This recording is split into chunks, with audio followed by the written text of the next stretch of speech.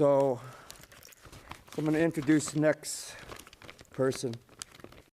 There wouldn't be a Hollywood as we know it without Hearst, Abraham, Shmuel, Ishak, Wansel, the four brothers who became Harry, Albert, Sam, and Jack Warner, started in the movie business 110 years ago, projecting images on tent sides throughout Pennsylvania and Ohio.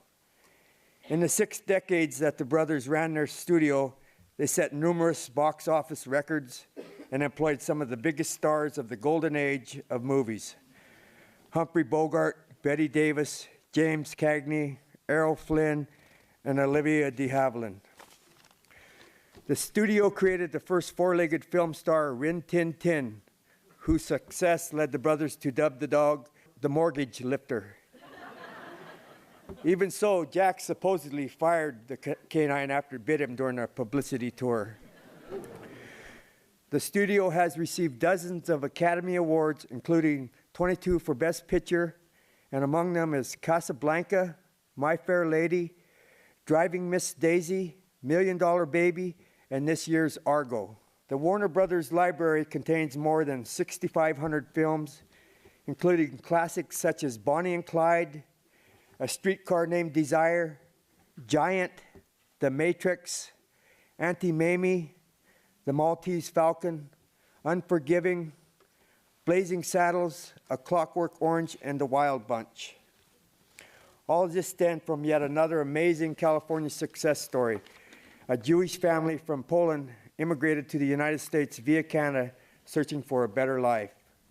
The older brothers, Albert, Sam, and Harry, fell in love with films and decided to make it their livelihood. One of the first movies they aired with their portable projector was The Great Train Robbery. By 1907, they owned the Cascade Theater, a converted retail store in Newcastle, Pennsylvania, where Albert and Harry sold tickets. Sam ran the projector.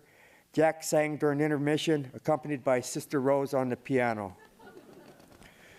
Soon there were 2 more Warner Brothers theaters in Newcastle. Eventually, the brothers owned 200 films and expanded their distribution to Virginia and Georgia.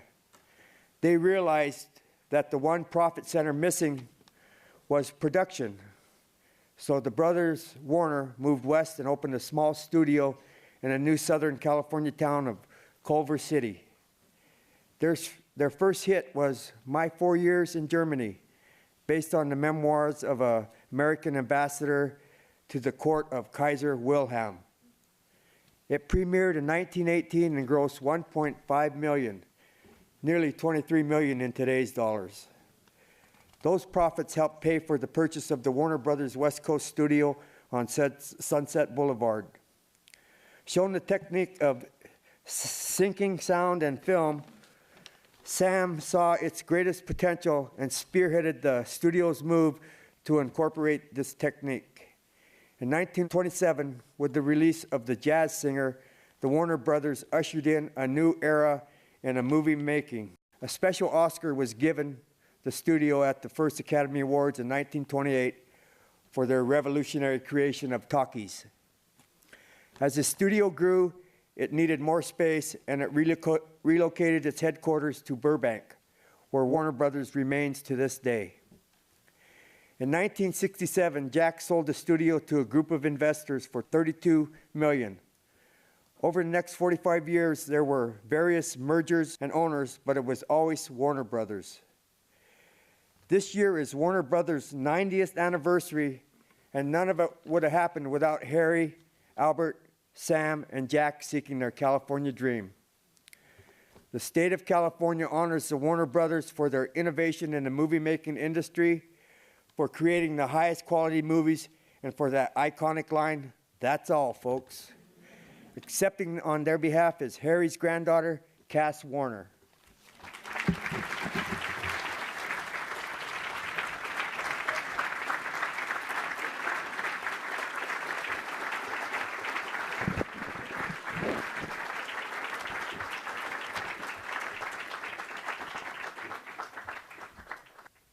Can you imagine 4 rascally little boys having an idea, not a penny in their pocket, and having this dream that someday they would make a difference in this world.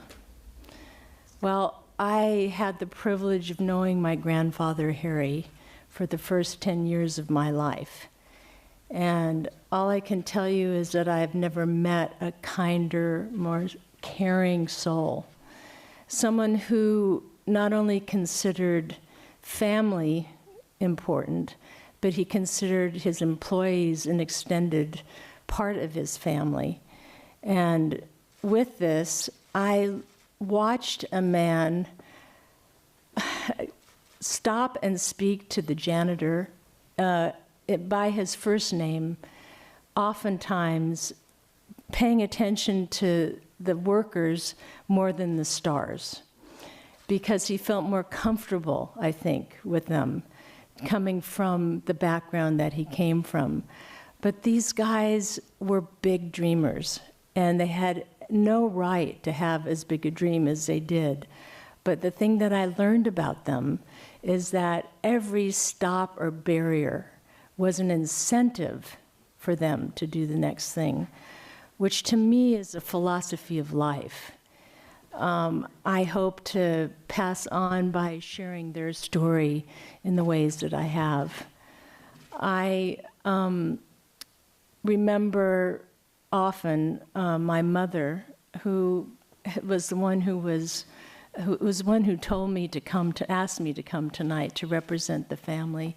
And if I can imagine the four brothers standing here, they wouldn't be fighting. They would be over this medal. They would be honored beyond words, because they would be felling, as they say in Yiddish, over just the fact that these guys managed to have this honor, to give this award, and to be in a wonderful place like the California Hall of Fame. My goodness.